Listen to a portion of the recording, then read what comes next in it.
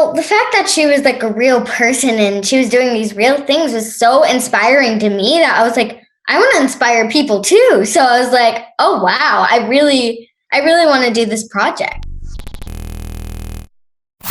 So what was the entry point for you in learning about the character? Obviously you have the real Hildy. What were your first interactions like between the two of you? How much did you draw from her as a person?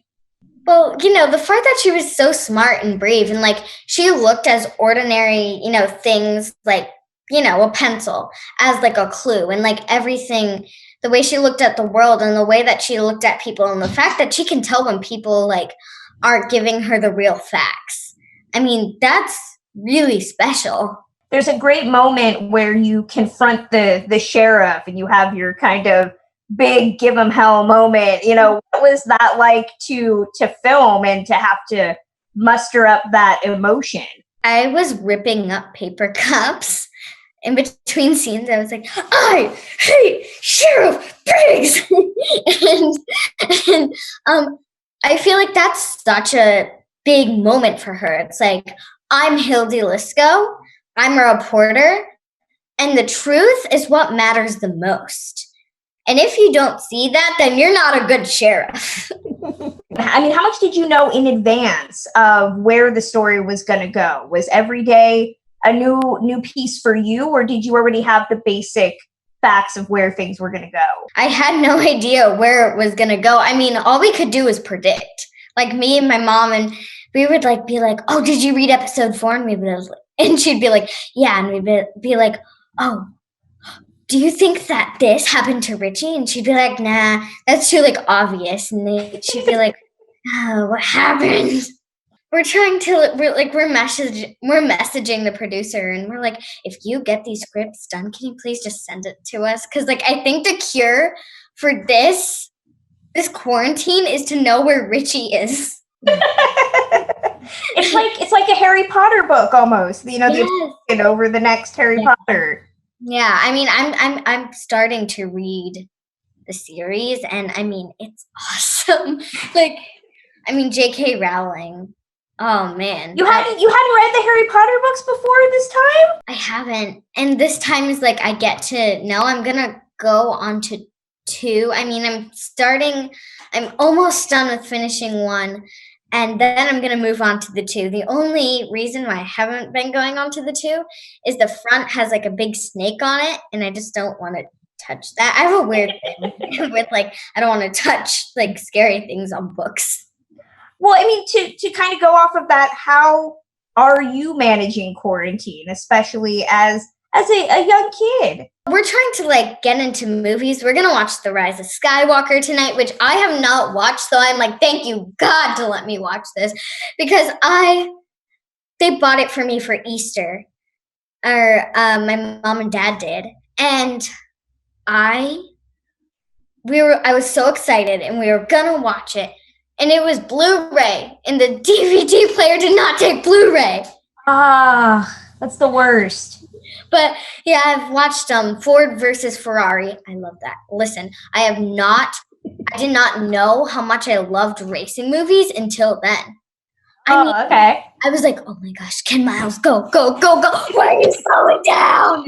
What was it like to work in a genre like a mystery, that is so twisty and has all those turns? I mean, not knowing where the story is going to go. How do you as an actress kind of inhabit that mystery genre and work with the story? I mean, it helps me with my acting because I literally don't know what's going to happen next. And so doesn't Hildy. Hildy doesn't know what's going to come next.